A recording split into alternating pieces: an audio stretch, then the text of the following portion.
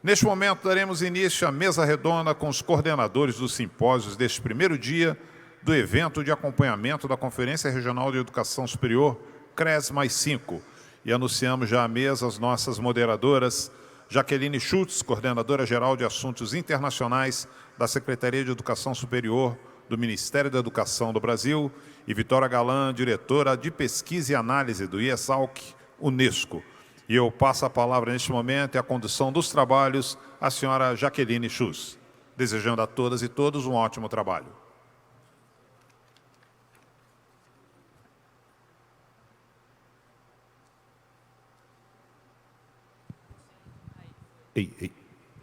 Muito obrigada, boa noite a todos e todas. Sejam muito bem-vindos e bem-vindas a Brasília mais uma vez. Espero que vocês tenham tido um dia muito produtivo, que vocês estejam aproveitando também este evento que tem sido preparado aí há mais de um ano, com a contribuição de muitas pessoas, não só do Ministério da Educação, mas de vários países aqui, também com a nossa grande parceria do IESALC.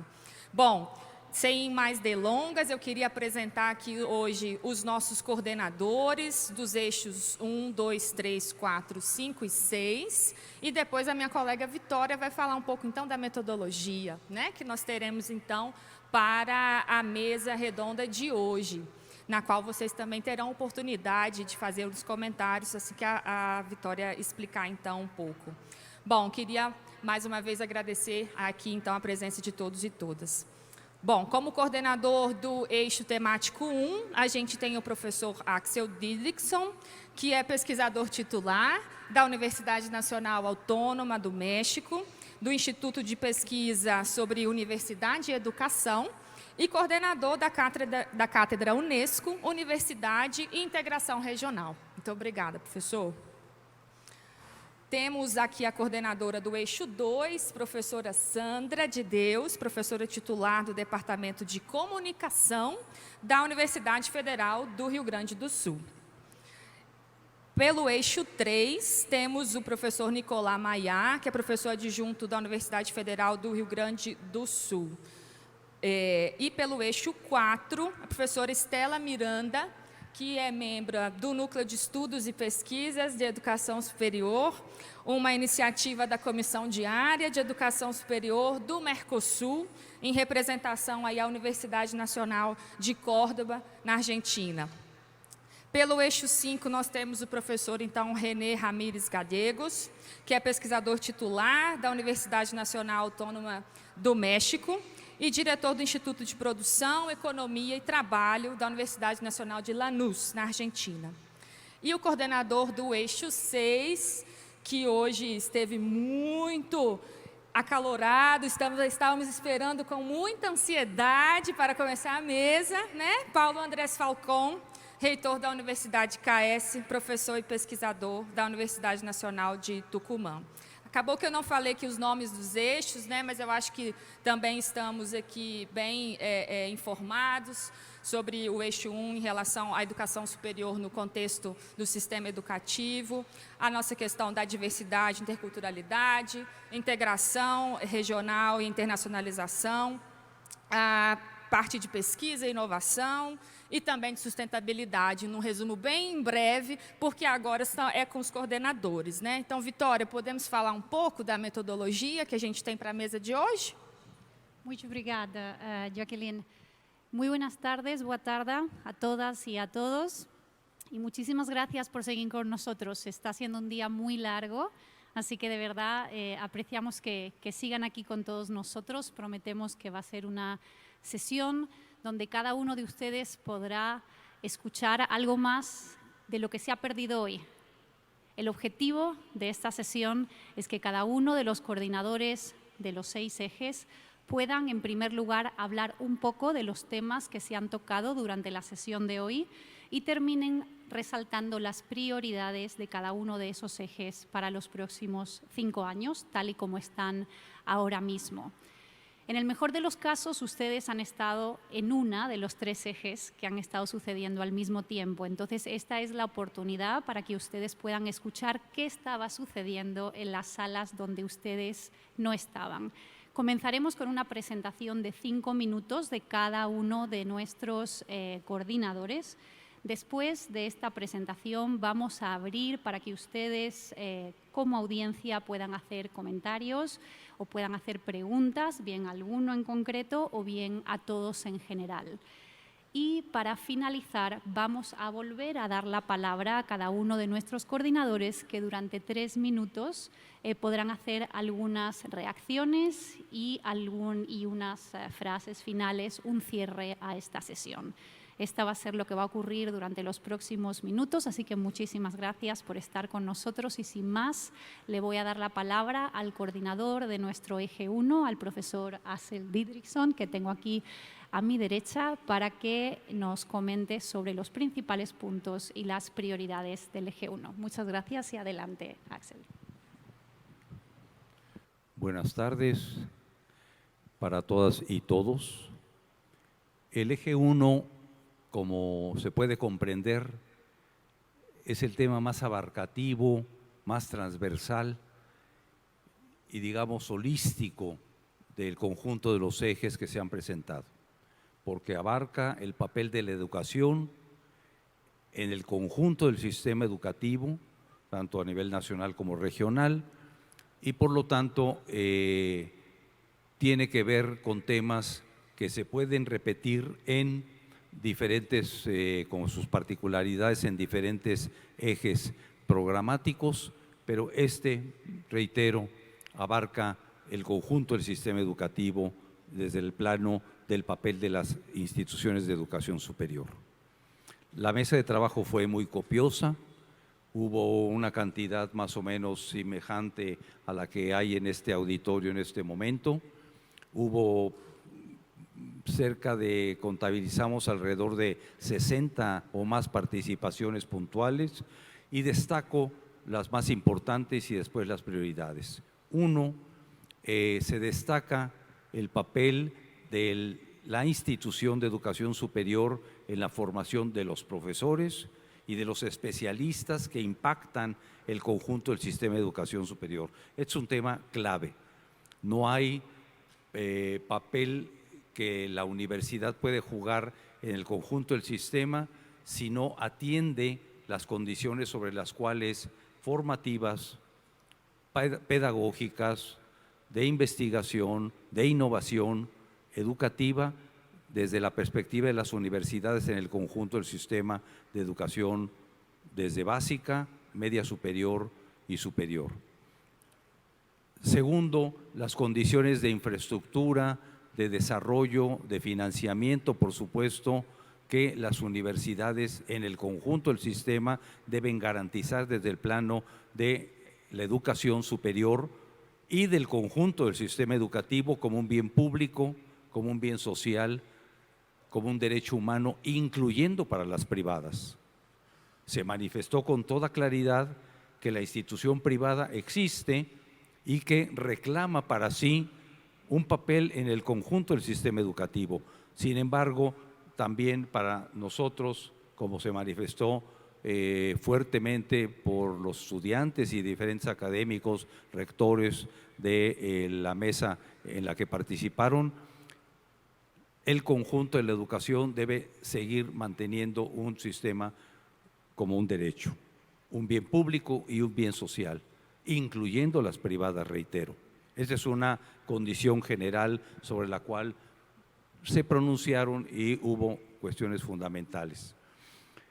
En el marco también de la reflexión general se plantea que la educación superior como pináculo del sistema educativo en su conjunto debe transformarse a sí misma, tener una relación vertical pero también horizontal con el conjunto del sistema educativo y tiene como responsabilidad articularse entre sí. En primer lugar, no podemos buscar, como lo queremos en este eje, articular de forma transversal, orgánica, integral el conjunto del sistema educativo si primero las propias instituciones de educación superior no se integran y se articulan entre sí. Este fue un señalamiento puntual que me parece importante señalarlo en la perspectiva de hacia los próximos años. Como prioridades, por supuesto, deben atenderse los temas del financiamiento.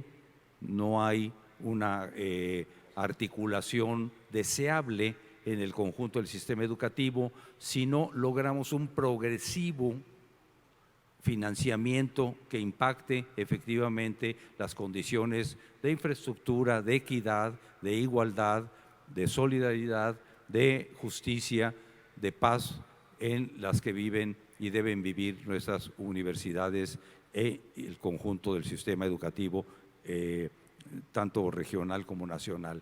La perspectiva, se dijeron varios buenas prácticas que ocurren en diferentes países de carácter muy local que hemos apuntado para la relatoría y complemento de nuestro tema, pero que define que hacia los próximos años, para el 2028, nos trazamos conjunto de prioridades que impliquen desde el plano de la educación pública y del derecho humano que debemos de preservar, poniendo al frente que este derecho debe estar plenamente garantizado por el Estado, que hacia el 2028 logremos avanzar en procesos de articulación y de integración, tanto vertical como horizontal, en el proceso de que efectivamente la transversalidad, el impacto de las instituciones de educación superior en la currícula, en la docencia, en la investigación, en la innovación,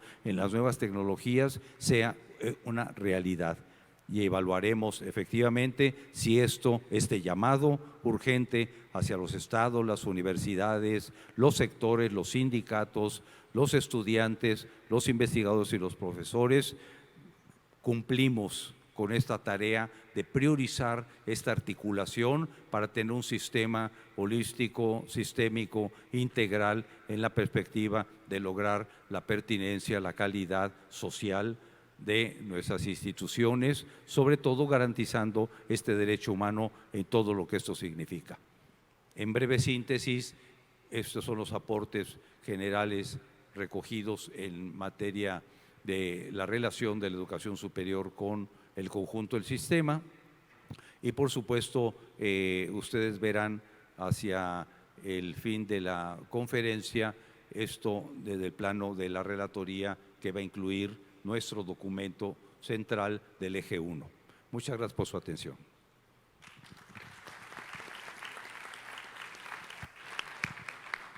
Muchas gracias, Axel, y quizá que no lo comenté antes, solo recordarle que lo que están escuchando aquí es un resumen de las sesiones de hoy y de las prioridades, pero que cada uno de estos grupos de trabajo ha desarrollado un documento base cuyos borradores finales los pueden encontrar en la web. Entonces sepan que aquí al final estamos destilando muchísimo la información tan rica y tan compleja que se encuentra en estos documentos. Y sin más le vamos a dar la palabra a Sandra de Deus, que es coordinadora del eje 2.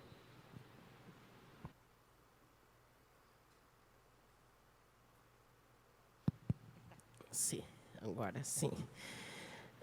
Boa tarde, boa noite já, né? Boa tarde, boa noite. Bom, o eixo 2 foi um início de tarde muito rica, muito leve, apesar de ser um tema muito duro para nossas instituições de educação superior.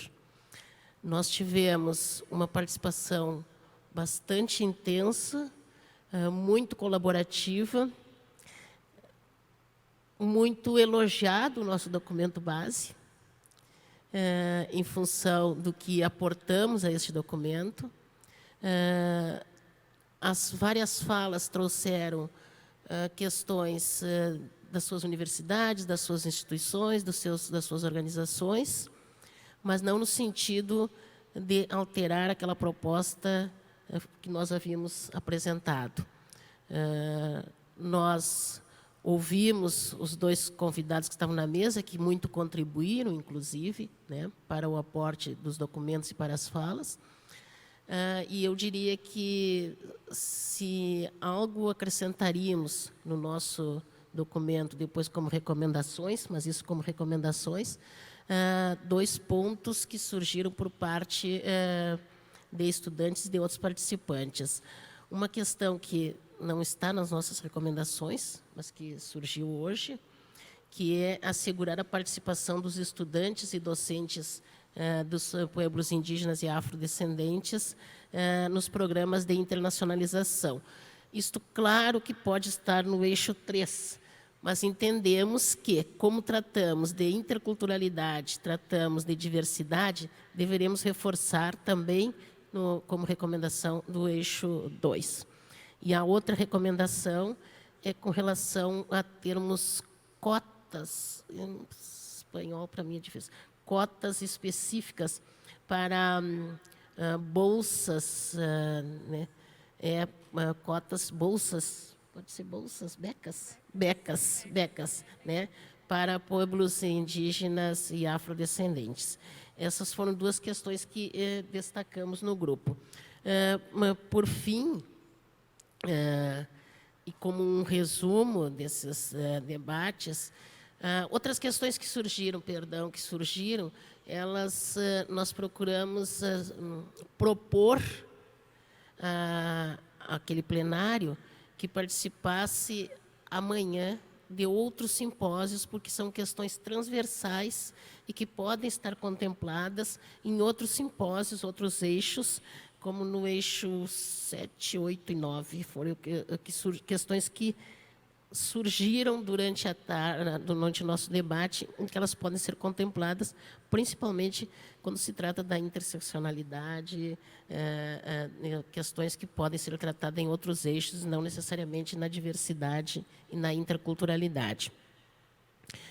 Por fim, como resumo e como prioridade, nós estabelecemos ou apresentamos para consideração um documento que diz o seguinte: a educação superior deve contribuir para reparar a significativa dívida histórica das sociedades com os povos indígenas e afrodescendentes e educar contra o racismo, a discriminação racial e todas as formas de intolerância, assim como assegurar os direitos educativos destes povos, reconhecidos em numerosos convênios, tratados e declarações internacionais.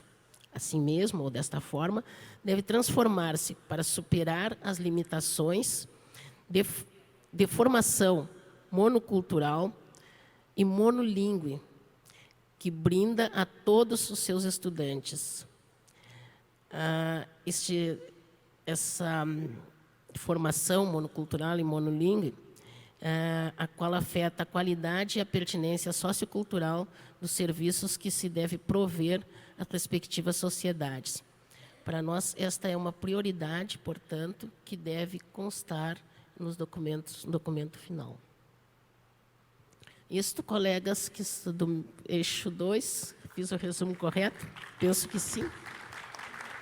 Penso que fiz, que não sobrou mais nada do que tínhamos aqui, porque não teve outras contribuições no sentido de modificar o que havíamos apresentado. Muito obrigada. Obrigada, professora. Muito obrigada pelos aportes. Adorei a adição, porque realmente creio que a gente precisa de políticas específicas, né, para públicos que não muitas vezes são bem representados, e a gente já tem iniciado esse processo no Brasil, mas precisamos avançar, com certeza. Acho que isso é muito importante que a gente reconheça. Muito obrigada.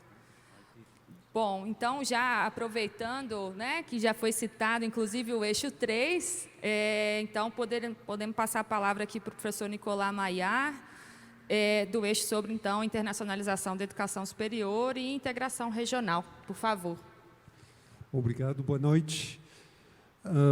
Não vou retomar toda a conversa sobre internacionalização que tivemos, porque temos apenas 5 minutos. Começamos por uma discussão renovada sobre o conceito de internacionalização e de integração regional em nossa região.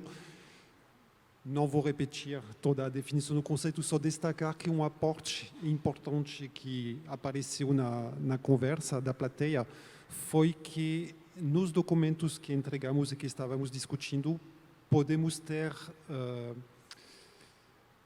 omitido um pouco uma dimensão importante da internacionalização, que é a questão da qualidade. Então, no novo texto que estamos ajustando, nós vamos dar um destaque um pouquinho maior à questão da qualidade e da internacionalização como fonte de indicadores de qualidade.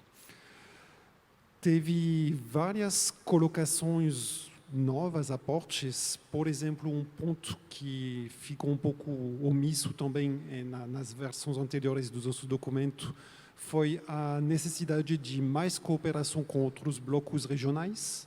Nosso texto, nosso resumo se concentrou na internacionalização e na integração regional, mas faltou realmente mencionar as importantes colaborações com Sul-Sul, por exemplo, com a África, mas também com as outras regiões do mundo, a Ásia, a Europa, obviamente, desde que os princípios sejam sempre de cooperação solidária, recíproca, respeitosa, etc.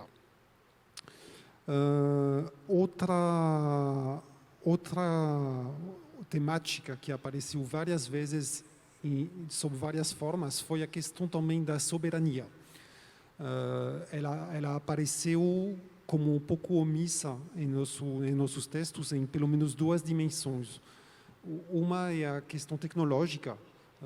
Debatemos e nós propusemos objetivos de maior uso da tecnologia da informação, em particular no contexto da internacionalização para o intercâmbio virtual, mas nos foi lembrado na discussão que isso não pode ser feito aos custos de abrir mão da nossa soberania digital, de perder controle dos dados, de ficar dependendo de ferramental que não é produzido em nossa região.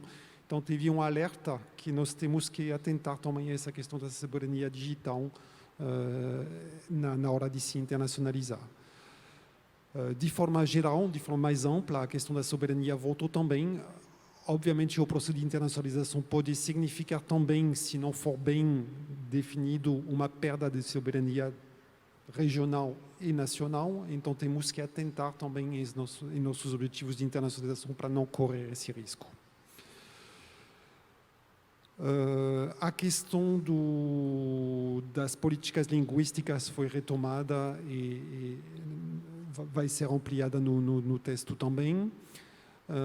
Teve também várias contribuições para destacar a importância de considerar a internacionalização de nossas universidades para todos os segmentos do mundo acadêmico, os docentes, os investigadores, os alunos, os trabalhadores da educação, que no meu jargão nacional eu chamo os servidores técnico-administrativos, e os gestores também, seja gestores, servidores administrativos, seja o que às vezes nós chamamos de gestor no Brasil, as pessoas, gestores de alto escalão da universidade. Todos os segmentos da universidade precisam participar dos programas de internacionalização.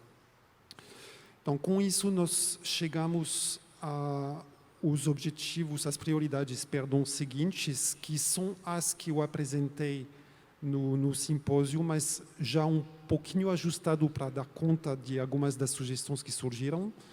Prioridade 1, não tem ordem de prioridade, mas uma primeira prioridade: criar uma agência regional do conhecimento com orçamento público que possa projetar e fomentar programas de pesquisa, por exemplo, por meio da criação de laboratórios multinacionais e de pós-graduação, de inovação e de extensão colaborativos e solidários para temáticas de relevância comum. Segunda prioridade: criar um programa amplo de mobilidade, de capacitação e de intercâmbio acadêmico que integre a experiência das redes e associações universitárias. Esses programas devem ser inclusivos e ter por finalidade a integração social e o reforço da cultura latino-americana. Devem incluir toda a comunidade acadêmica, inclusive os trabalhadores da educação e os gestores. Terceira prioridade: é fundamental integrar essas atividades ao espaço acadêmico comum, que é Enlaces, que dessa maneira terá o papel central de propor e de monitorar as acreditações, as atividades nos programas públicos regionais e nas atividades de internacionalização, outro papel que poderia passar a ter o Enlaces também seria a coleta e a elaboração de indicadores, de dados sobre a internacionalização para poder alimentar a gestão e a pesquisa. Outra prioridade, avançar no reconhecimento de títulos e diplomas através do novo acordo sendo assinado, mas também por uma melhor integração e uma maior integração entre o nível governamental e as instituições de ensino superior que podem e devem buscar o reconhecimento por meio das suas práticas regimentais. Ampliar o uso das tecnologias educativas e do intercâmbio virtual como forma de ampliar a internacionalização em casa, atentando a reforçar a autonomia e a soberania digital de nossos países. Reforçar as colaborações com outros blocos regionais, África, Ásia e Europa, sempre baseados nos princípios de cooperação solidária, recíproca e horizontal. Priorizar políticas linguísticas diversificadas e inclusivas. Atentar nas questões específicas da cooperação e do trânsito transfronteiriço com o fim de criar territórios e ecossistemas educativos e internacionalizados. Esse último ponto de ter ações específicas de internacionalização para as regiões de fronteira foi também uma contribuição que surgiu durante o encontro. Eu queria terminar com mais 2 pontos. Houve uma observação para lamentar que os 4 painelistas fossem todos homens, então não queria deixar em branco essa observação que apareceu, que achei relevante. Eu estou feliz que esse painel seja misto, é a melhor resposta que posso trazer a essa observação que foi feita. A segunda observação é que, lamentavelmente não, felizmente teve muitas manifestações, não teve tempo para atender a todas as pessoas que queriam se manifestar. Infelizmente, uma pessoa em particular eu deixei de ver e não dei a voz, a doutora Rosana, do grupo de Coimbra, então eu queria sugerir que ela tivesse um momento para fazer a observação ou a pergunta que ela ia fazer no simpósio e que não conseguiu fazer. Era isso, obrigado. Muito obrigada. Obrigada, Nicolás. Eu não vou me delongar por conta do tempo, mas só quero dizer que me sinto pronta para ajudar nessas prioridades, porque, de fato, elas vão realmente nos colocar à frente como região. Obrigada. E, sem mais delongas, por favor, Estela, vamos falar dos desafios. Temos muitos desafios na América Latina e Caribe, e o papel da educação superior demasiados. É importantíssimo. Podemos, por favor? Sí. Obrigada, Jacqueline. Muy buenas tardes a todas, a todos. Sí, hay muchos desafíos. Hacer un balance de los logros entre la CRES del 2018 y la actualidad fue difícil, no fue sencillo en todo caso. Y hoy les pusimos al lado también con las propuestas y los desafíos y las propuestas. Vamos a simplemente a presentar ahora 3 cuestiones que fueron más en todo caso, que recibieron más aportes, que fueron más reiteradas en la reunión, que fue un simposio muy activo, que estimamos que tuvimos alrededor de unas 150 personas, con alrededor de unas 50 o 60 intervenciones.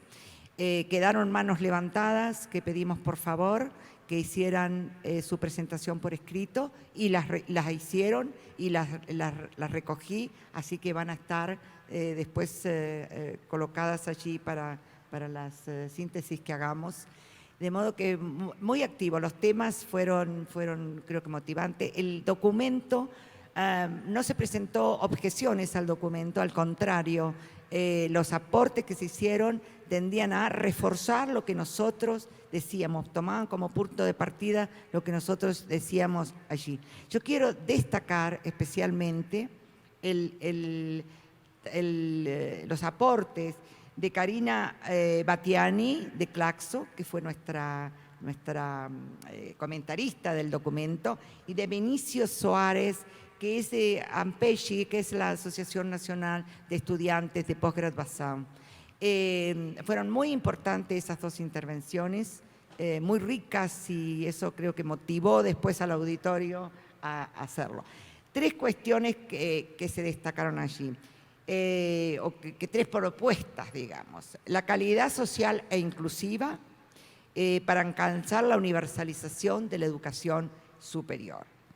Y en ese aspecto, lo que se remarcó es la importancia de, sobre todo en algunos países donde había más falencias, las marcaron, la ampliación del acceso, la permanencia y la graduación o el egreso exitoso de la educación superior, que considere a los grupos históricamente excluidos o subrepresentados, tales como jóvenes con ventaja socioeconómica, pueblos indígenas, afrodescendientes, personas con discapacidad, migrantes, residentes en zonas rurales, diversidades de género, entre otras. La segunda cuestión es la extensión inclusiva y la vinculación, sobre todo con los sectores más necesitados.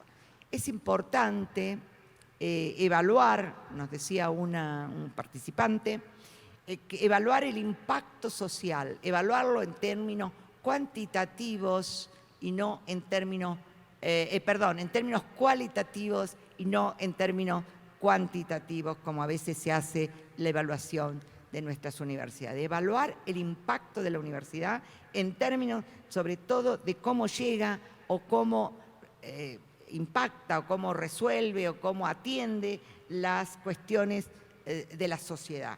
Eso nos pareció que es un aporte que amplía lo que ya nosotros habíamos colocado de la extensión social y la extensión social inclusiva. El tercer aspecto, y muy reiterado en las intervenciones, fue el papel, y también aquí voy a tomar palabras de quien intervino haciendo una de las propuestas, de las múltiples, la educación superior, base de la democracia y del proceso civilizatorio. Eso nos pareció que reforzaba lo que nosotros habíamos planteado, lo enriquecía, le ponía unas palabras que mostraban la envergadura o la importancia de la universidad y su fortalecimiento de las democracias latinoamericanas y caribeñas, frente a los atropellos de las libertades públicas, de los derechos humanos, a las diferentes formas de violencia social y otras formas de autoritarismo en la región.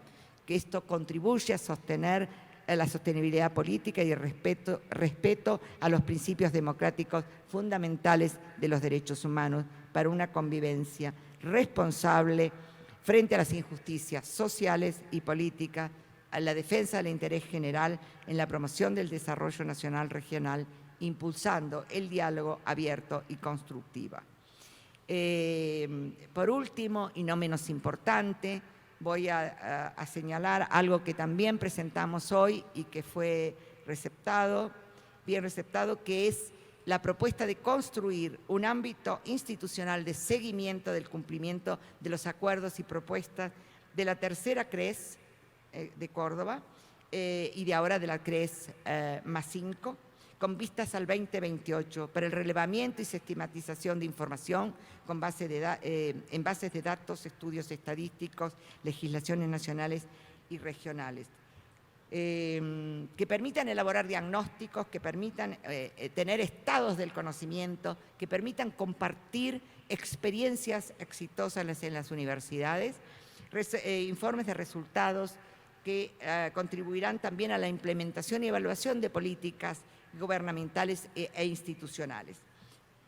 Esto último, creemos que si bien hay información disponible en distintos informes de organismos, en investigaciones y demás, es necesario generar un espacio que sea para generar información específica sobre las cuestiones que nos ocupan y nos preocupan en las CRES y que acordamos que hay que cambiar y modificar. Eso creo que sería una buena contribución, por ejemplo, esto lo digo yo lo digo desde Enlaces, poder generar un espacio, pero este es mío, no lo dijo nadie, generar de este espacio, de este enlace, un espacio, pero también con la colaboración de AUGM y otras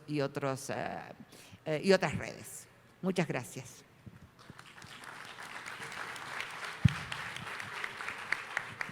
Muchas gracias, Estela. Nos alegra mucho escuchar que ha sido una sesión tan productiva y que han tomado buena nota de todos los comentarios y las propuestas que se han hecho, algunas de ellas muy específicas, y en un tema tan importante como el rol de la universidad para enfrentar esos retos sociales.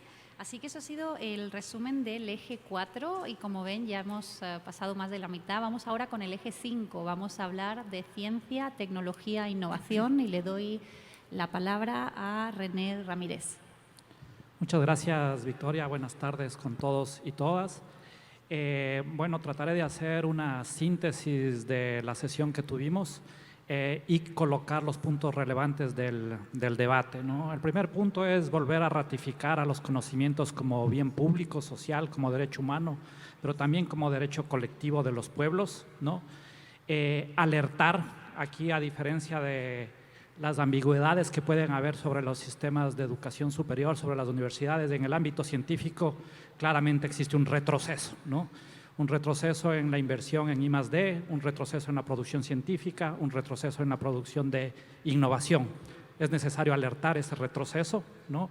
Y colocar la importancia de la innovación tecnológica y la innovación social para el desarrollo de los pueblos. Y dentro de eso, dentro de la perspectiva del desarrollo y del ámbito científico, colocar el debate que tenemos que tener en los sistemas de educación superior sobre la inteligencia artificial, el rol, las virtudes que puede tener, pero también las amenazas y los riesgos que puede traer la inteligencia artificial. También en ese marco resultó fundamental el debate sobre el asedio que está teniendo la ciencia, ¿no? En donde un tema fundamental, y esto tiene una relación con la vinculación entre ciencia, tecnología, innovación y democracia, que es necesario darle una prioridad estructural, no solo con el ámbito del desarrollo, sino su rol que juega dentro del ámbito de la democracia. Y en este asedio que sufre los sistemas de ciencia, tecnología e innovación, alertar sobre esta carta de 68 premios Nobel, sobre lo que está sucediendo en este mismo momento en Argentina, ¿no? Estamos en el espacio, creo que articula a los sistemas de educación superior, a las academias, a la ciencia, y obviamente tenemos que dar prioridad a esta alerta que nos están señalando estos 68 premios Nobel. El otro tema que resulta fundamental es el avance del negacionismo, ¿no? Y esto no es menor, ¿no? Porque en el debate ciencia y religión, que implica el debate verdad-dogma, ¿no? Existe un avance del dogma sobre la producción de verdad científica. Y esto alerta a el rol que juega la universidad en las democracias. Sin la posibilidad de deliberación, si es que reina el dogma, es imposible que prospere la democracia. Entonces, es fundamental poner el centro de este avance que está teniendo la religión y el dogma frente a la producción científica, frente al rol que juega la ciencia en el proceso democrático. Y en esta misma línea resulta fundamental, ¿no?, el tema del impacto que está teniendo dentro de nuestras democracias la digitalización y el debate a través de los sistemas de las redes sociales, ¿no? Los famosos troll centers y los famosos fake news, ¿no?, que al final están construyendo un debate público muy ampliamente basado en mentiras, ¿no? Y una vez más, esto pone en el centro del debate al leitmotiv de la producción científica, que es la verdad. Si es que prospera la mentira, si es que prospera la sociedad de la mentira, estamos fracasando como sistema universitario, ¿no? Entonces es fundamental hacer esto, porque esto tiene un impacto después en los procesos democráticos que luego terminan asediando a los mismos sistemas científicos, a los mismos académicos, a los mismos profesores, ¿no? El otro tema que se trató y que es fundamental dentro de la perspectiva de la ciencia, la tecnología y la innovación es darle el rol central que juega en el conocimiento a las artes, ¿no? Y aquí es fundamental ratificar lo que se puso en el 2018, que siempre que se hable de ciencia, tecnología e innovación, también se ponga y artes, ¿no? Las artes como un proceso de conocimiento, ¿no? Y esto significa un tema también que ha sido muy tratado a lo largo de todo este tiempo en el debate del eje 5, es el rol que tienen que jugar las humanidades y las artes en su articulación con la ciencia y la tecnología. Fundamental siempre poner el debate de recordar que la ciencia tiene que dialogar con otros saberes, es decir, eliminar el epistemicidio que suele haber en la producción científica, pero asimismo es necesario recuperar el sentiricidio, o sea, eliminar el sentiricidio que se da en los procesos de producción científica. Entonces, colocar en el debate de la producción científica las humanidades resulta sin duda fundamental, no solo para ver el tema de lo micro, sino para ver lo que está pasando holísticamente y articular, en este caso, un debate interdisciplinario y también transdisciplinario, ¿no? También otro tema que resulta fundamental, y esto quizás como un reto que puede quedar para las múltiples agencias que existen, ¿no? Para enlaces, para la misma IESALC, inclusive para aquellas que han sido asediadas y que han sido eliminadas de organismos estatales, como es el COSUCTI de UNASUR o el de la CELAC de Ciencia y Tecnología, la necesidad de discutir una agenda regional de investigación, ¿no? Esto resulta fundamental. Los países tienen sus propias agendas, pero la ciencia y la tecnología se hacen en economías de escala. Entonces, es necesario generar cuál es la agenda regional de ciencia y tecnología, y obviamente esto implicará articular a una nueva arquitectura financiera. El otro tema fundamental es el tema de la articulación entre teoría y praxis en la producción científica, ¿no? Y esto fue colocado en el marco de la articulación entre ciencia, arte y humanidades, ¿no? Finalmente, 2 puntos más, el tema de la necesidad de construir sistemas de indicadores cualitativos, cuantitativos de impacto de la ciencia, la tecnología e innovación, alternativos a los del mainstream. Porque si es que seguimos evaluándonos con los mismos indicadores del mainstream de la ciencia y la tecnología, difícilmente vamos a poder construir otro tipo de ciencia que es la que se necesita. Y para terminar, poner en el centro de debate frente a este asedio que existe en la ciencia, el derecho a un trabajo digno de los trabajadores de la ciencia, ¿no? Esto es fundamental porque sin estabilidad laboral de los investigadores científicos difícilmente se puede producir ciencia, ¿no? La ciencia son procesos de largo plazo que si es que se enmarcan en una estabilidad flexible del corto plazo de la ciencia y tecnología, va a ser imposible que prospere la ciencia. Eso, muchas gracias.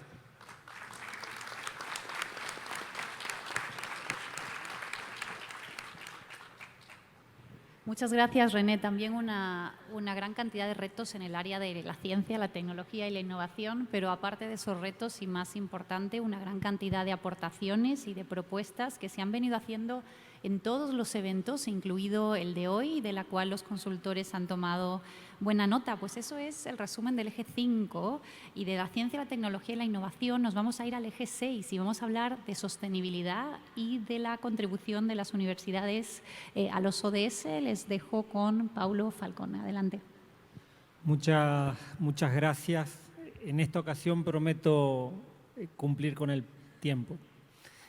La verdad que fue muy acalorado el debate en la comisión, en nuestro eje. El simposio generó un debate muy profundo de cuestiones de fondo, pero también cuestiones de forma que hacen a la necesidad de repensar la idea de universidad, repensar la idea de educación superior, repensar la idea de la universidad y la educación superior en el marco de nuestras sociedades tan diversas y particulares, pero también en el marco de una sociedad que asiste, como bien se dijo recién, a un contexto en el cual algunos conceptos que creíamos consolidados durante el siglo XXI aparecen en una instancia de crítica y cuestionamiento. Concretamente, los principios y valores de la Agenda 2030 por determinados sectores de nuestra sociedad aparecen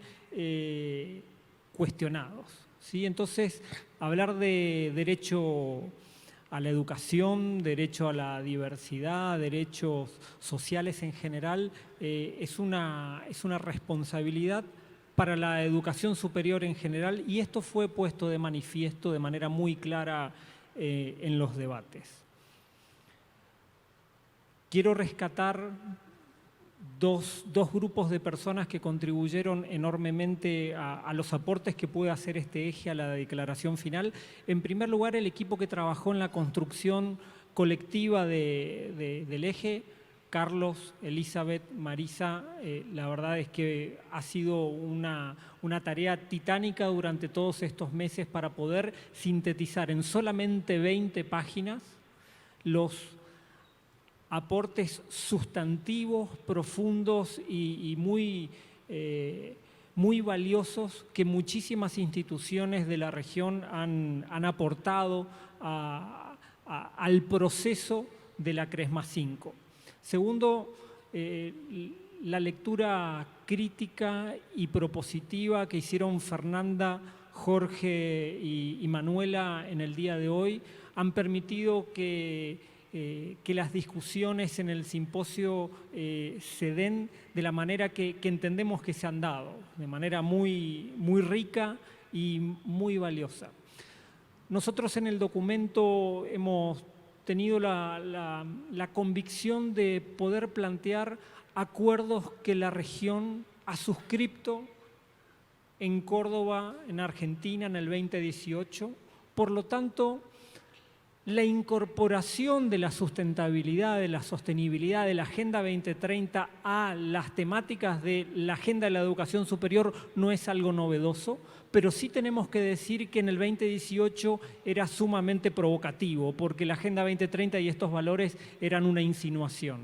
En cambio, hoy podemos esgrimir con mucho orgullo que desde el 2018 a esta parte la región avanzó notablemente en la implementación de la sustentabilidad en muchas de nuestras instituciones, pero también marcamos que ese avance no es completo, que ese avance no es universal, que no todos los sistemas, ni todas las instituciones, ni todas las comunidades de la educación superior están atravesadas por los principios y valores que hacen a la sustentabilidad. Y cuando hablamos de principios y valores, también hemos remarcado algo que fue resaltado favorablemente en el simposio de hoy, que tiene que ver con la comprensión de que tenemos que mirar a la Agenda 2030 no solamente en clave de una agenda verde, sino una agenda que contemple a la humanidad en el planeta, pero que además, como bien se dijo en el simposio, haya una preocupación por la biodiversidad, una preocupación por toda la vida dentro de nuestro planeta.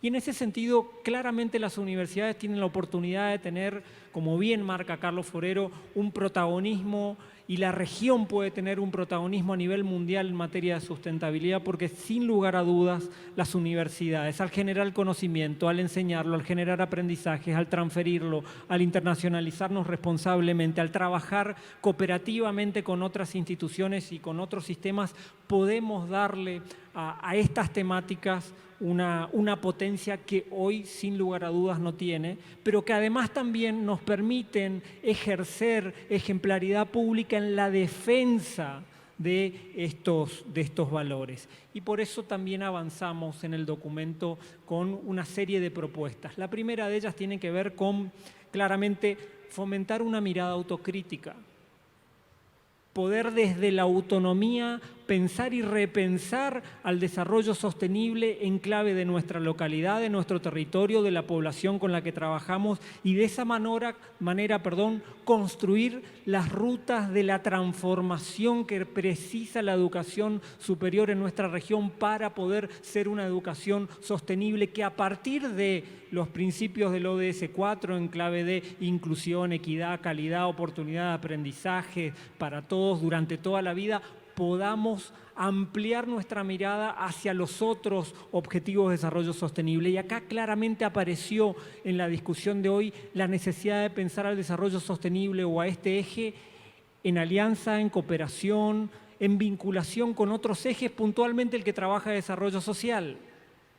Porque buena parte de los aportes que hemos recibido tienen que ver con la crítica y el cuestionamiento a los modelos de producción, al extractivismo, a las formas que tiene la región de consolidar la economía y la sociedad en la Argentina y cómo, perdón Argentina, es un detalle aunque no menor.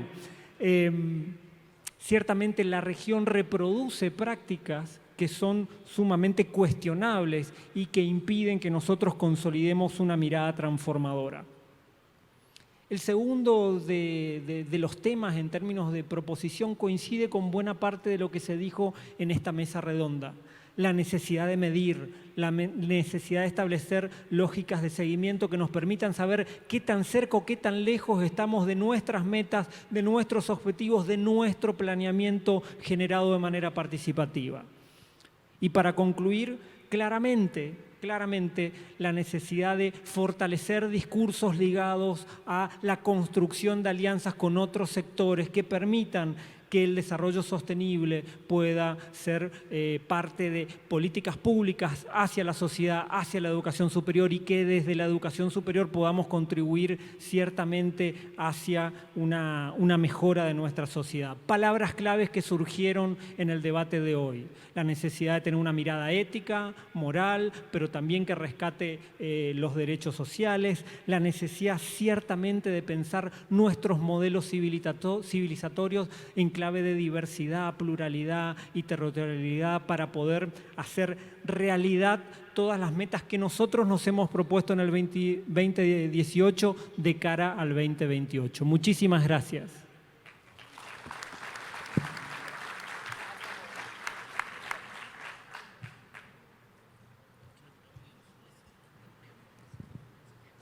Muchas gracias, Paulo. Muito obrigada pelos aportes também sobre sustentabilidade, que também são transversais, né, a todos os eixos. Bom, agora podemos abrir aqui para os comentários, né, e perguntas. Temos inscrições aqui, Rosana. Eu queria pedir ajuda aqui para o pessoal da sala, tá? Com os microfones. Então, Rosana. Professor aqui, sim, os dois. Leandro. E quem mais? Ela aqui no meio. E Ana. Vamos fazer 3, né? Com as perguntas e depois vamos passar para a mesa para as respostas. Então, tudo bem?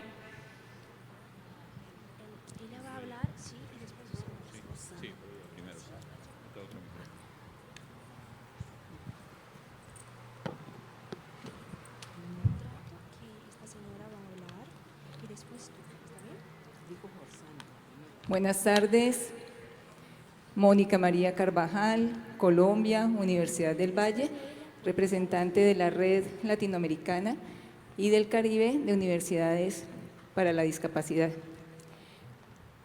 En un momento que ha marcado fuertemente en el día de hoy, donde las universidades tenemos toda la potencia para una transformación civilizatoria, y donde tenemos unos principios fundamentales de equidad, diversidad e inclusión, ¿por qué no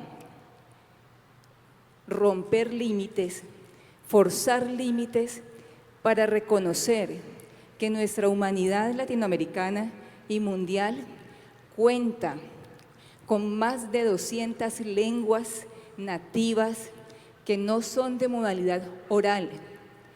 Las lenguas hegemónicas y los estudios lingüísticos se plantearon desde la oralidad, lo auditivo vocal, y las lenguas visogestuales, que son más de 300, como la que vemos en pantalla hoy, que es las Libras, lengua de señas brasileña, son lenguas nativas que existen en nuestros territorios geográficos. Las políticas lingüísticas de las instituciones de educación superior, las políticas multilingües deben considerar estas lenguas. Los currículos deben considerar la presencia de estas comunidades y de la cultura o las culturas sordas porque contribuyen al encuentro intercultural de nuestros pueblos, contribuyen al enriquecimiento del reconocimiento de la diversidad humana que se expresa también con esta diversidad lingüística. No dejemos de lado las lenguas de señas en el eje 2. Necesitamos que sean reconocidas como lenguas de los pueblos sordos de nuestra región latinoamericana. Tantas lenguas como lenguas orales, tantas lenguas de señas como lenguas orales. No es un sistema de lenguaje de los sordomudos, no es un lenguaje universal, son tantos sistemas lingüísticos como los sistemas lingüísticos orales. Queremos verlos en ese eje 2, doctora Sandra, queremos verlos allí.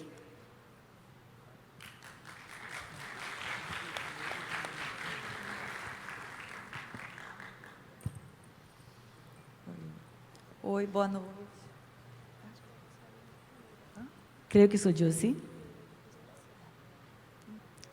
Já estava com um pouco, meu braço um pouco cansado, porque fiquei com muito tempo ele levantado hoje, tentando falar, mas muito obrigada, professor Nicolas, muito obrigada à mesa. Em primeiro lugar, cumprimentar a todos da mesa, dizer que é um prazer poder ter essa oportunidade de me dirigir a esse público tão seleto.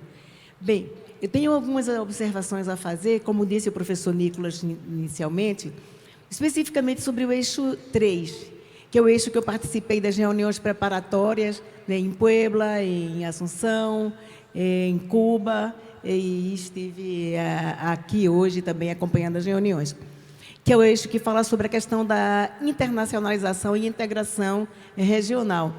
Então, como contribuição, eu tenho dois tipos de observações. Uma em termos de conteúdo e a outra em termos de uma reflexão sobre o documento em si.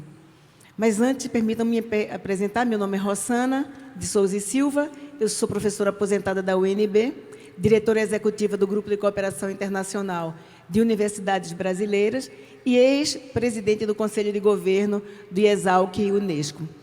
A primeira observação em termos de conteúdo é que eu creio que é muito frágil a discussão sobre a inclusão das pessoas com deficiência nos programas de mobilidade internacional. E quando a gente considera assim o lema da Unesco, né, de não deixar ninguém para trás, ninguém inclui as pessoas com deficiência.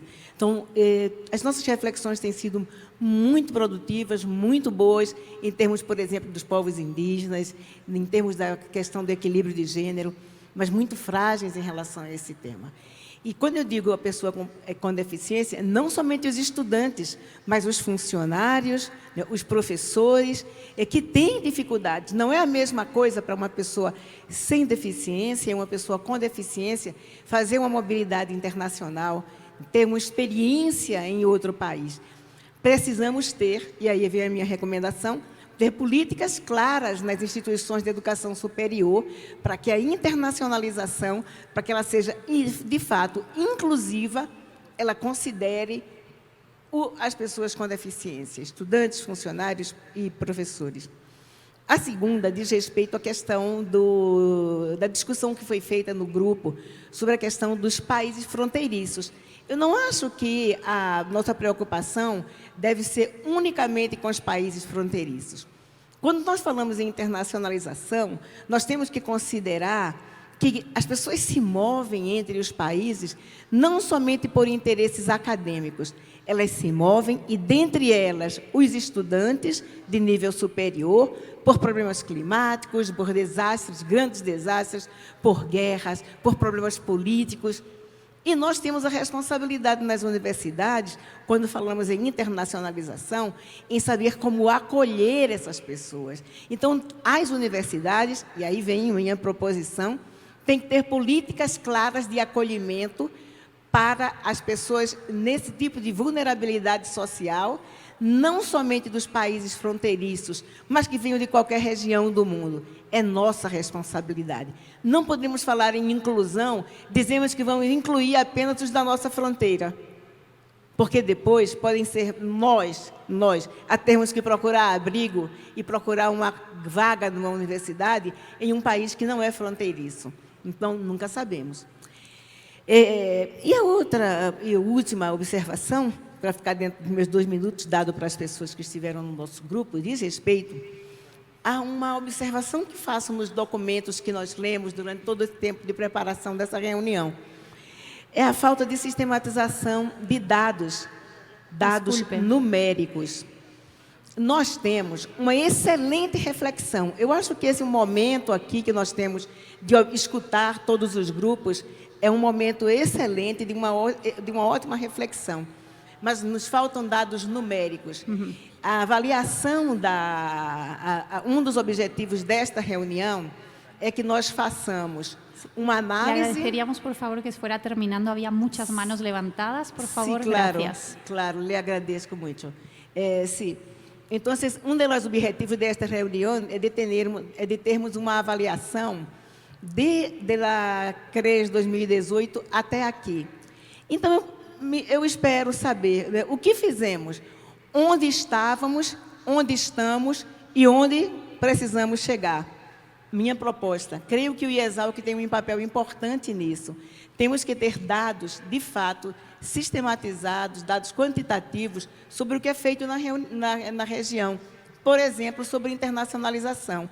Hoje eu vim falar muito sobre uma associação de universidade, mas há muitas associações de reitores e redes de universidades, por exemplo, como a UDUALC, que tem 75 anos, e que precisamos sistematizar as informações.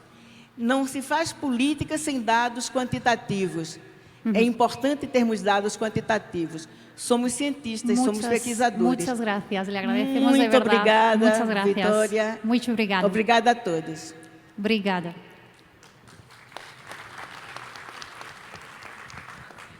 Había otra mano por aquí al frente.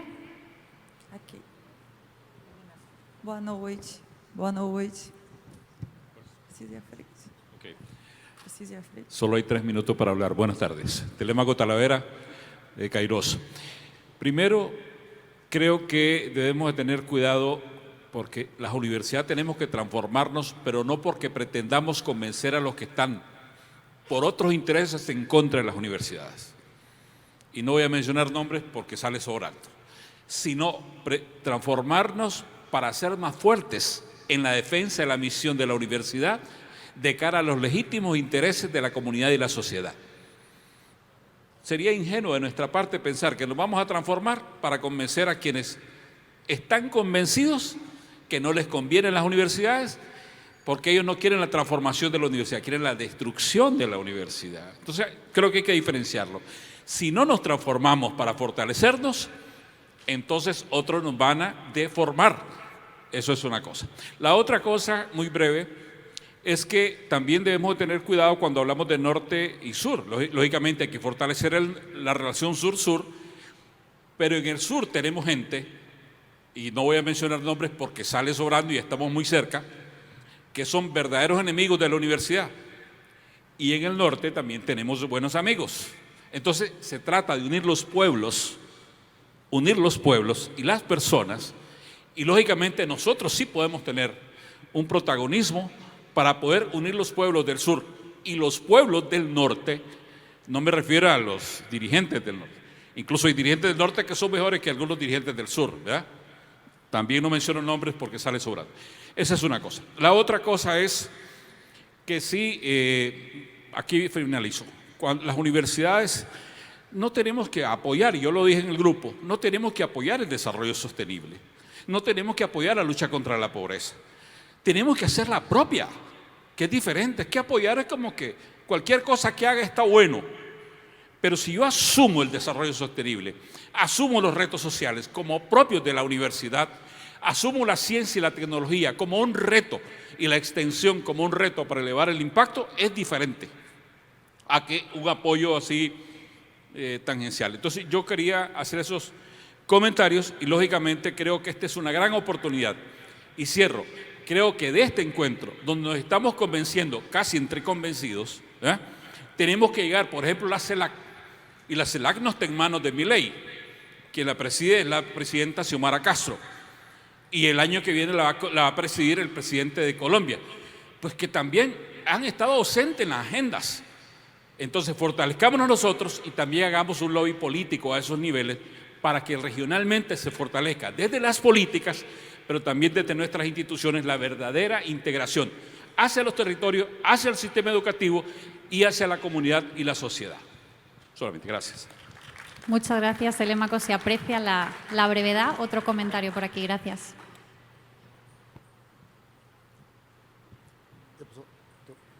Bom, boa noite a todos. Meu nome é Leandro Chamali, eu sou estudante de graduação na Univesp, que é a Universidade Virtual do Estado de São Paulo. É uma universidade pública à distância que existe aqui no Brasil, é em São Paulo. Eu queria complementar a fala que eu fiz no grupo, no eixo 1, né, para destacar sobre a importância de a gente, nesse documento do CRES mais 5, a gente definir e citar com mais detalhes a realidade da educação à distância. Porque, embora em outros países da América Latina não exista essa definição de estudante presencial e estudante à distância, o Brasil faz isso. E aí, quando a professora Rosana falou de números, eu quero trazer um número importante, que eu acho que a maioria talvez não tenha. Segundo o último censo aqui do Brasil, nós temos em torno de 9 a 10 milhões de estudantes de graduação no sistema público e privado. Desses 9,5 milhões aí, cerca de 4,5 a 5 milhões de estudantes estão matriculados na graduação classificada como graduação à distância no Brasil. Então, nós temos aí na casa de 5 milhões de estudantes que estão classificados numa categoria que a maioria dos países da América Latina não faz a diferenciação. Mas o Brasil faz. Então, a gente tem um corpo estudantil que ele é diferenciado por ter essa classificação. E por que eu faço questão de falar isso? Por causa do problema do preconceito. O Brasil, infelizmente, ele investe no preconceito contra o estudante que faz a opção por estudar numa modalidade diferente do presencial clássico. O estudante brasileiro hoje, eu chego a falar que o país quase que odeia esse estudante, porque tudo para ele é dificultado. O estudante à distância não consegue ter meia passagem, não consegue ter bolsa, certo? Os conselhos de classe profissionais, né, de engenharia, de arquitetura, dizem que não reconhecem esse curso ou dificultam o registro para o estudante que faz essa opção. Só que esse preconceito, ele é tupiniquim, ele é do Brasil.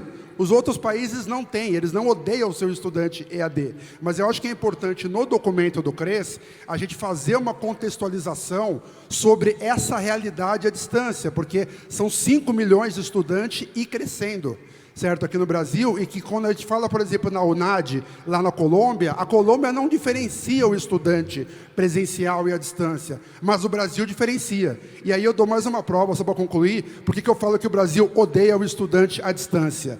O Ministério da Educação, com apoio da União Nacional dos Estudantes, que só tem estudante presencial, e outras entidades, vão aprovar uma lei, que é o Plano Nacional de Assistência Estudantil do Brasil, que é uma lei para o financiamento de bolsas de apoio. A lei brasileira vai proibir que o reitor crie bolsas para estudante EAD. O reitor da UNB, da UFSCar, da UFABC, que criar uma bolsa para estudante EAD, ele vai ficar enquadrado em crime de responsabilidade, porque o Brasil proíbe que esse tipo de bolsa seja criada, porque estudante à distância não deve ter bolsa para o regulador brasileiro. Certo? Então, assim, eu sei que é um tema difícil de colocar, é um tema que não está na pauta, e que também não estava em 2018, por quê? Em 2018, nós tínhamos 200, 300 mil alunos no Brasil na EAD. Aumentou 400 e tantos % para quase 5 milhões. Então, nessa atualização do CRES, a gente precisa colocar a educação à distância como um dos pontos centrais de atualização, porque a realidade brasileira, infelizmente, ela pode contaminar outros países, e outros países que estão pensando em criar um modelo de EAD podem importar esse preconceito, que é o que eu quero evitar. É para isso que eu venho aqui, Leandro, como representante da EAD. Desculpe me alongar, tá? Mas eu acho que esse ponto é importantíssimo de a gente estar pontuando, tá? Obrigado. Muito obrigada, muito obrigada. Será que eu posso? Professora Ana Lúcia também? Sim. Ah, não, desculpa, aqui já, por favor, já estava com o microfone, desculpa. Boa noite. Eu sou a professora Jamile Guerra, da Universidade Federal do Recôncavo da Bahia. Então, eu estive no eixo 2 e no eixo 4, e eu vou falar novamente a sugestão de inclusão com ênfase do ensino de gênero. Inclusão de gênero no currículo escolar, que não se limite o conceito de gênero. Nós somos um dos países que mais mata mulheres todos os dias. Qual o papel do ensino superior? Nós somos mulheres, estou falando para as mulheres agora, nós enfrentamos violências no cotidiano. É a simbólica, é a verbal, é a física, é afetiva, é sexual. E a educação está se calando, não vai entrar na pauta do documento? É uma pergunta. Eu deixo a sugestão e a pergunta. E assim, indo além dessas violências, das mortes e de tantas outras formas de violência que a gente vive, será que não é preciso falar, inserir no currículo escolar gênero? Por que a gente tem que ficar só tentando falar de gênero aqui, num cantinho e outro? Vamos colocar gênero no currículo escolar? Vamos trabalhar o conceito de gênero, explicar o conceito de gênero? Que quando alguém pede para você cortar seu cabelo mais curto, ou deixar mais comprido, ou fala algo para você e te ofende, isso tudo é violência simbólica? Vamos ensinar gênero. E aí não limitar jamais o conceito binário de gênero. A violência contra os corpos. A gente está na pós-modernidade. São diversas identidades de gênero. Eu tenho alunos que desistem do curso, porque diversos enfrentamentos aquele corpo não aguenta, a saúde mental não aguenta. São corpos travestis, são corpos transexuais, são diversas identidades de gênero todos os dias se expressando, essa diversidade alargada. E o que a escola faz? O que a universidade faz? Coloca para fora. E vai reclamar de evasão. E vai reclamar de permanência. Então, pela inclusão de gênero, na perspectiva interseccional, gênero, cor e classe, no currículo escolar do Brasil, vamos tentar fazer uma coisa diferente. Fica aqui minha solicitação.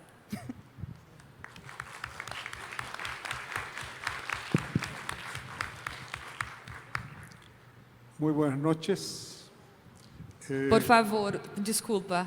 Temos a professora cá, Ana Lúcia, e depois você, ok? Ok, graças.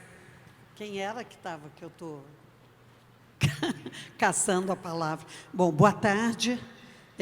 Vou falar em portunhol para facilitar. Em primeiro lugar, eu não sou a favor, professora, gênero, curricularizar, eu estou em contra e sou mulher.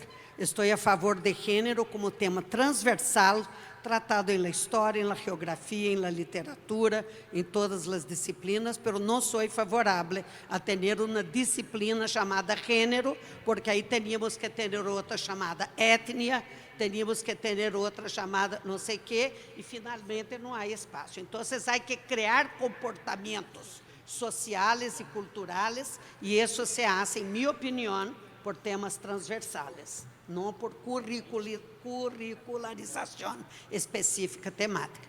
Duas observações, por amor de Deus todos, aunque sou atea, uso a expressão, quando digam Latinoamérica, digam e Caribe. Revisem os resumos. Eu estou revisando o meu, porque eu estou seguro de que em algum momento puse só Latinoamérica e Caribe. Nicolás, para ti, em um momento, dijiste solo Latinoamérica. Temos que ter cuidado, porque as palavras conformam as visões de mundo e são políticas, creio que é importante.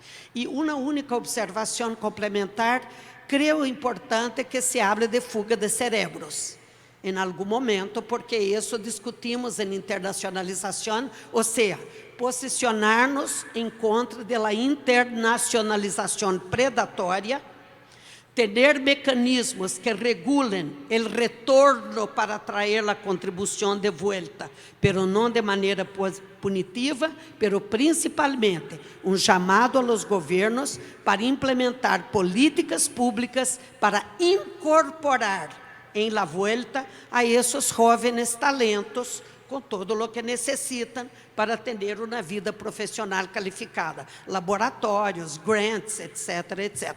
Não há que traê-los e deixá-los sueltos no mundo sem nenhum tipo de apoio para que possam ter uma vida científica e intelectual produtiva.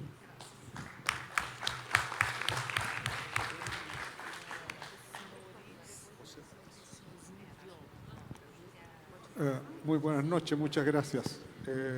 Mi nombre es José Palacios y soy de la Red de Cooperación Latinoamericana de Redes Académicas. Voy a cambiar de tema, me disculpan, pero en las conclusiones no escuché la palabra tecnología, que fue un tema que se comentó en la internacionalización y en el eje de investigación y desarrollo. Y me parece que es importante incorporarla como una política estratégica para el cumplimiento de todos los propósitos que se plantea la CRES. Sin duda que si esto hubiese ocurrido, los propósitos de la CRES 18, muchos se habrían cumplido. Internacionalización. La tecnología es un acelerador y un catalizador de estas actividades, de modo que su utilización, si no hacemos un recuerdo de lo que pasó hace un par de años, la tecnología salvó 2 años de educación durante la pandemia. Y eso es repetible a todas las actividades. Trabajo colaborativo en formación de capital humano avanzado para resolver problemas que tienen foco en nuestra región, para evitar la fuga de cerebros, ¿cierto? ¿Por qué no hacerlo a través de nuestras redes académicas? Las redes académicas existen desde los años 90. En muchos países, Brasil tiene una red muy potente y muy avanzada en trabajos colaborativos. Chile tiene, del cual yo soy presidente, tiene una red académica de universidades y centros de investigación donde la colaboración, el uso de los recursos compartidos, democratización, donde no hay, se puede llegar a través de la tecnología. Los computadores de alto rendimiento, no tenemos por qué tener en todas las regiones uno, donde existen, pueden ser utilizados a través de las redes académicas. Este término de la tecnología de información es algo que debería estar incorporado, en mi opinión, dentro de las actividades y de las conclusiones de esta CRES, para acelerar y catalizar todas las actividades que se proponen. Es transversal a todos los propósitos que hemos escuchado acá tan descriptivamente y tan detalladamente. Muchas gracias. Bueno, desculpa, graças. Solamente vamos pegar mais 2 perguntas e aí vamos encerrar para que a mesa responda. Tudo bem? Então, aqui o Escalante e aqui. Obrigada. Sí, muito obrigado. Bueno, muchas gracias a los coordinadores por este excelente resumen de lo que ha ocurrido. Yo solo quisiera solidarizarme con algo que dijo la profesora Ana Lucia Gazola, porque ahora nosotros decimos Udwalk. Udwalk. Y fue una cosa, a pesar de que el Caribe, por ejemplo, la Universidad de La Habana, fue fundadora de la entonces Unión de Universidades Latinoamericanas desde 1949. Entonces, sí, resaltar esta cuestión de que no nos olvidemos de esta cuestión. Pero esto que no es menor. No se imaginan la importancia que ha resultado para una organización como la que represento el haberle añadido a nuestro logotipo la letra C. Es una reivindicación de orgullo, de dignidad, ¿no? de respeto a todos los Caribes. Bueno, dicho esto, quisiera comentar algo que René mencionaba y que creo que debe enfatizarse. Él bien decía, las ciencias de largo plazo y de cooperación. No se puede hacer ciencia si no miramos en el horizonte de mediano y largo plazo, pero sobre todo si no miramos también de cooperación. Y de cooperación significa, entre otras cosas para mí, de solidaridad, ¿no? Entonces yo quisiera que eso también quisiera, porque hoy tenemos el caso de la Argentina, en donde hay un ataque, ya René lo mencionaba, y los colegas representantes de los docentes, de los investigadores argentinos de defensa, de llamar a hacer un llamado a defender la ciencia en la Argentina. Yo quisiera agregar otro caso más grave todavía, que es el caso de Haití, y que eso es una cosa que no mencionamos. Queiroz y Udualk se manifestaron respecto de lo último que ocurrió, que es desastroso. En Haití hay poquísimos recursos para hacer docencia e investigación, y esos poquísimos recursos han sido destruidos, han sido arrasados, incluso por gente, como bien decía la profesora Ana Lucia en la reunión previa, incluso por gente pobre, ¿no? Que es una paradoja. Entonces yo quisiera que también se agregara la necesidad de la solidaridad científica que necesitamos hacer, y particularmente con aquellos países en donde donde la ciencia se ha encargado de rezagarlos todavía más, como es el caso de Haití y hoy de manera muy peligrosa en el caso de la Argentina. Eso era lo que quería mencionar.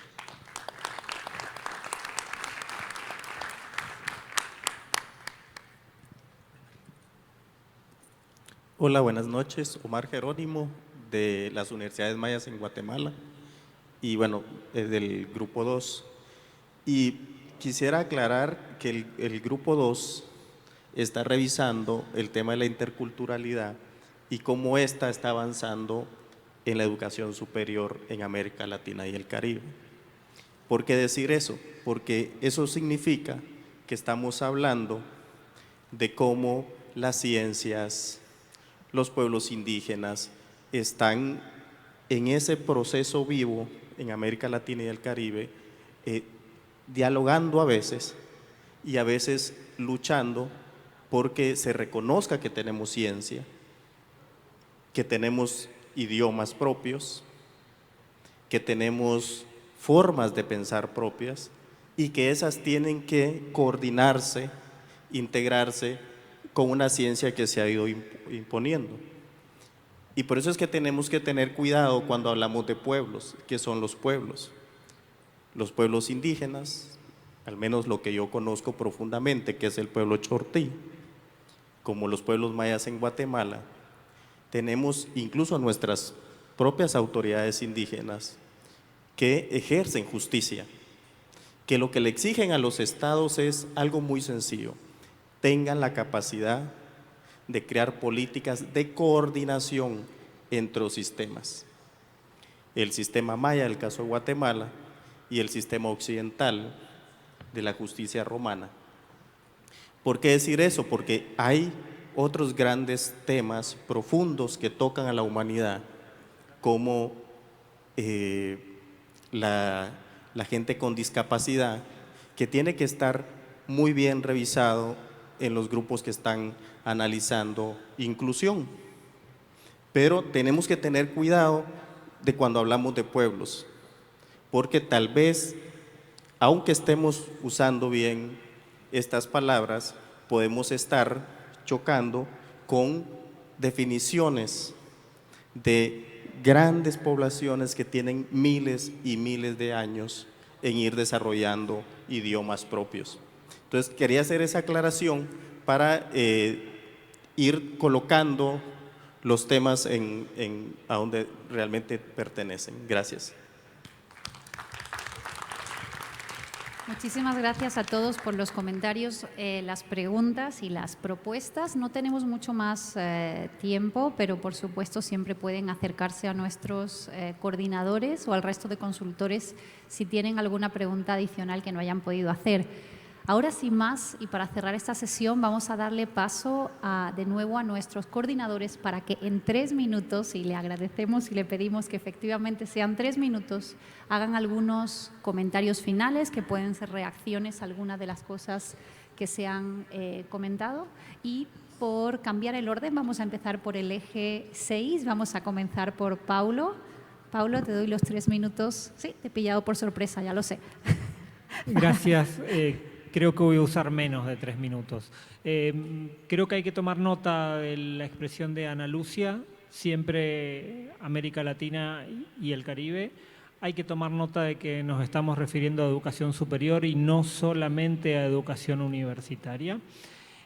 Tenemos que tener claro que hay cuestiones que se le demandan a la educación superior, que la educación superior puede influir, puede aportar, puede contribuir.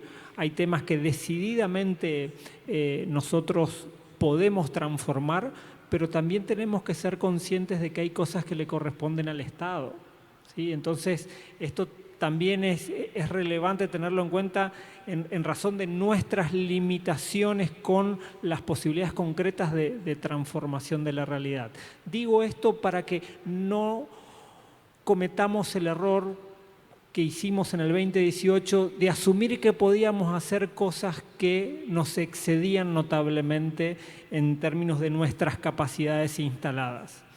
Lo último que creo interesante resaltar es que quienes trabajan en la confección del texto de la declaración final pueden, a partir de estas expresiones, ser conscientes de que hay una vocación y una voluntad de participar en los debates y de contribuir a que sus opiniones, las opiniones de todos quienes están aquí participando, pero también quienes están siguiendo este evento por streaming, pueden fortalecer esta declaración, tanto en términos políticos, ideológicos, conceptuales desde la educación superior, pero también en términos propositivos para que lleguemos al 2028 en mejores condiciones. Muchas gracias. Muchas gracias, Paulo. Eje 5, René, te damos la palabra.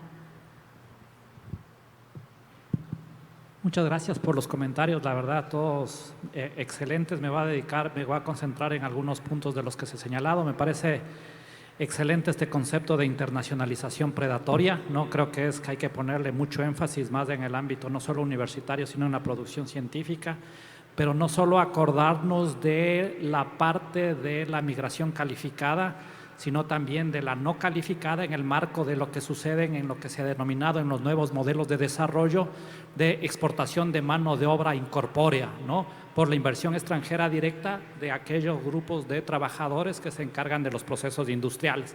Entonces, esta internacionalización predatoria es tanto para la migración calificada como para la migración virtual, llamémoslo así, de estos nuevos modelos económicos que están sucediendo principalmente a través de las maquilas, ¿no?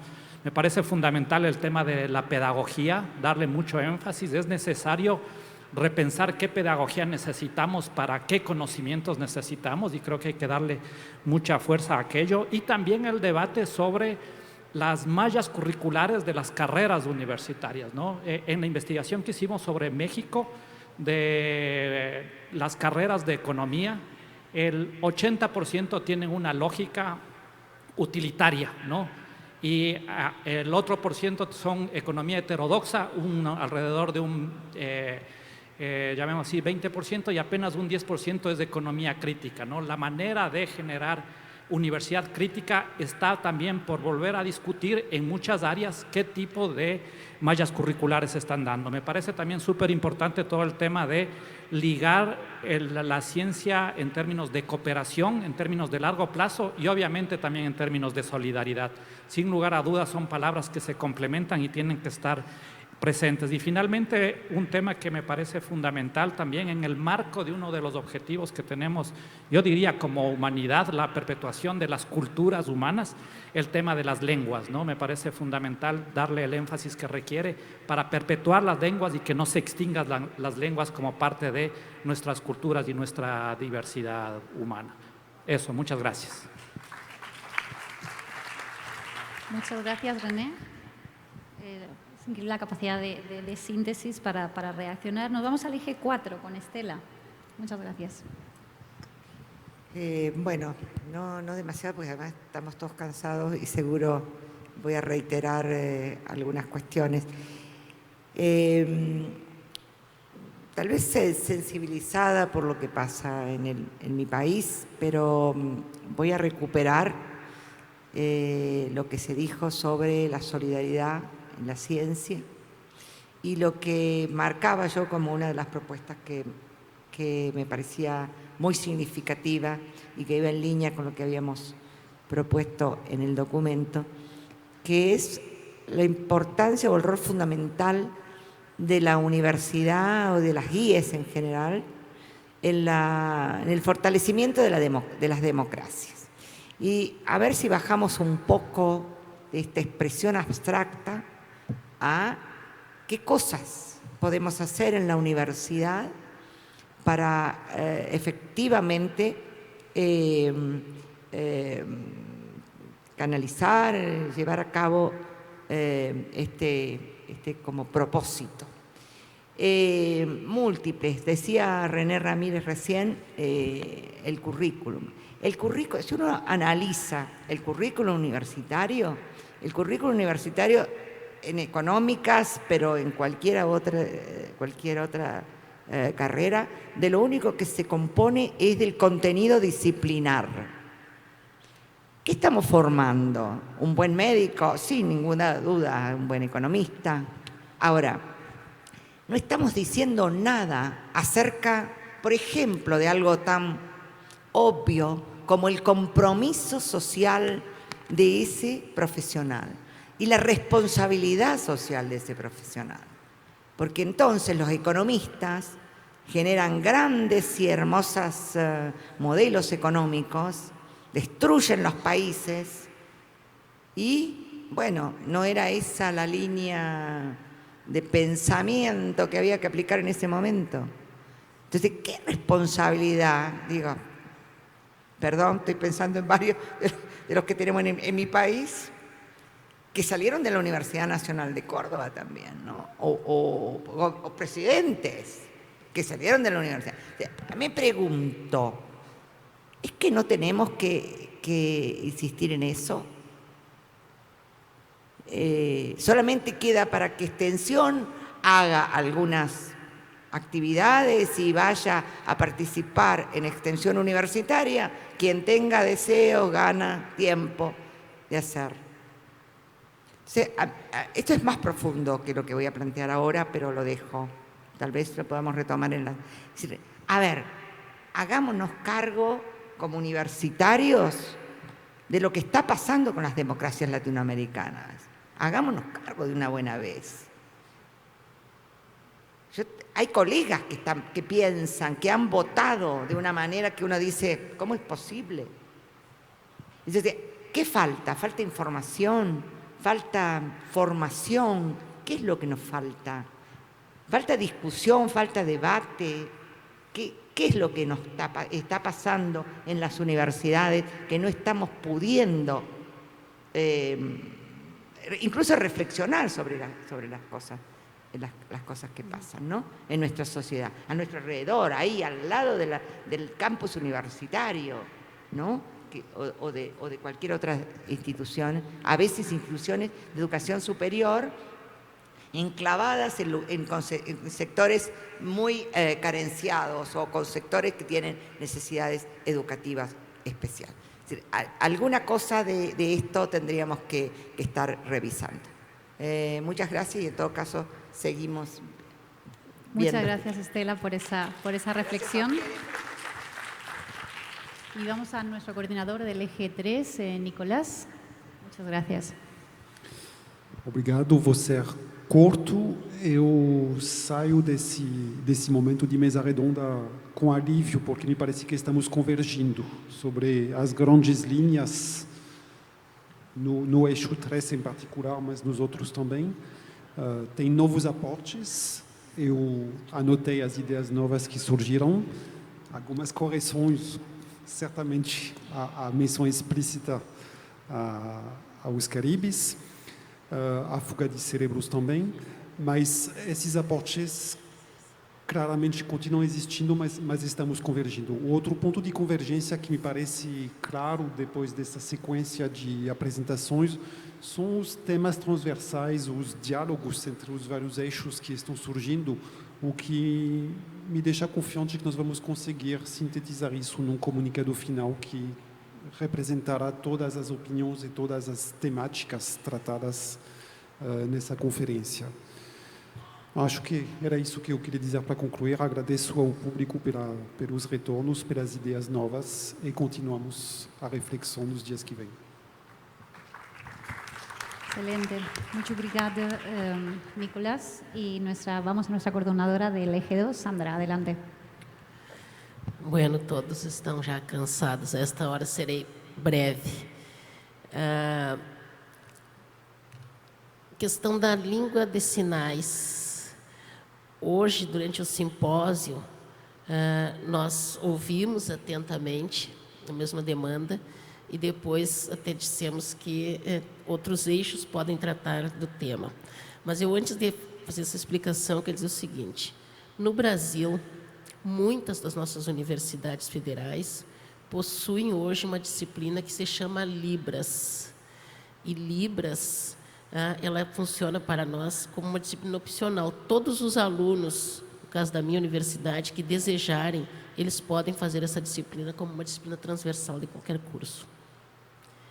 Então, em algumas universidades nós já temos este avanço. Em relação ao eixo, a declaração da CRES de 2018 atribui a este eixo da diversidade, da intraculturalidade, tratar dos pueblos indígenas e afrodescendentes. A nós, neste momento, a CRES mais 5, nos diz para revisar, ver os avanços, os desafios, propor recomendações para o futuro deste tema. Foi a isto que nós nos propusemos neste eixo, neste momento, e por isso, durante o simpósio de hoje à tarde, encaminhamos este debate para que fosse feito em outros eixos que tratam tanto do desenvolvimento humano quanto da inclusão. Que respondo também a esse, porque da inclusão é um eixo que acontece amanhã e esse tema pode ser tratado também no eixo de amanhã e não neste eixo, entendemos nós que não exatamente no eixo da diversidade e da interculturalidade. Muito obrigada. Muito obrigada, Sandra. Y finalizamos estas reflexiones finales con el coordinador del Eje 1, Axel Didrikson. Adelante. La reflexión que me queda en esta primera ronda de resolutivos y temáticas, conclusiones de las diferentes mesas de trabajo y ejes, es que hemos construido, no solamente en esta reunión, durante ya muchos años, décadas, una corriente crítica de diagnóstico de la problemática de la educación superior en América Latina, única en el mundo, desde el plano de su integración, de su coordinación, de su labor como una corriente de pensamiento que ha destacado incluso a nivel mundial, como lo vimos en la recién conferencia de la UNESCO en el 2022, la conferencia mundial. América Latina es la más organizada, crítica, propositiva y además que convoca a reuniones regionales como estas. No hay otra en el mundo. Y esta corriente crítica también ha aportado muchas cosas. O sea, estamos avanzando en la interculturalidad, en la vinculación con los pueblos originarios, en el rescate a lenguas originarias de manera contundente. Nos estamos procurando desarrollar autodeterminación científica, tecnológica, en una perspectiva progresista de bien público, de ciencia abierta, de una evaluación con pertinencia social, con vinculación y extensión, en todos los ámbitos que se han discutido aquí. Falta una cosa que tenemos que procurar de aquí en adelante como fundamental: recursos del Estado. Las universidades nos estamos comprometiendo a hacer cosas y aquí lo refrendamos. Aquí decimos, nos comprometemos como universidades a transformarnos a nosotros mismos y vamos a poner todo nuestro empeño en lograrlo, porque no estamos rascándonos la panza para simplemente venir. Necesitamos efectivamente lograr que esta convocatoria que tenemos tan importante logre concertar recursos públicos, porque el Estado tiene que ser el garante del derecho a la educación y de la educación superior, y por lo tanto requerimos hacer un llamado enérgico, fundamental a los gobiernos para que tengamos recursos para superar tremendas dificultades que aún tenemos en la región, sobre todo de desigualdad e inequidad, y podamos avanzar en una perspectiva efectivamente concreta, racional, progresiva, equitativa, igualitaria, hacia condiciones de mejoramiento de los sistemas educativos, porque los sistemas educativos, como se mencionó en la mesa, por parte de Estela Miranda, deben seguir siendo las universidades quienes definan la política pública en materia de educación superior y de educación y del sistema educativo. Y para eso requerimos compromisos reales de los estados. Este es un punto central y hay que recogerlo en la declaración que viene próximamente de esta conferencia regional CRES+5. Muchas gracias.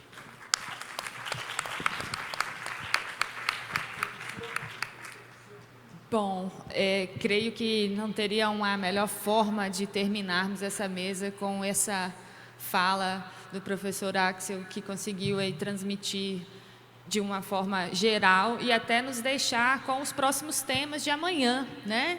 Porque aqui falamos então de gênero, teremos um grupo amanhã sobre esse assunto especificamente, sobre inclusão, sobre autonomia, que é tão importante para que possamos desenvolver o que a gente se propõe, a questão também do financiamento e, claro, pensando sempre no presente, mas também no futuro, do que a gente quer para a educação superior da América Latina e Caribe.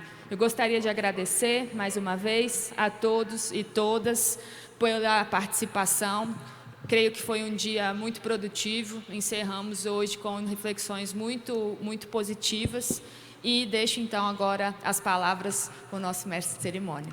Muito obrigado, e neste momento está encerrada essa cerimônia. Nós agradecemos a presença de todas e todos e convidamos para amanhã, às 8h30, acompanhar a palestra da professora Nilma Lino Gomes, da Faculdade de Educação da Universidade Federal de Minas Gerais e ex-ministra das Mulheres. Tenham todos uma ótima noite e um ótimo retorno.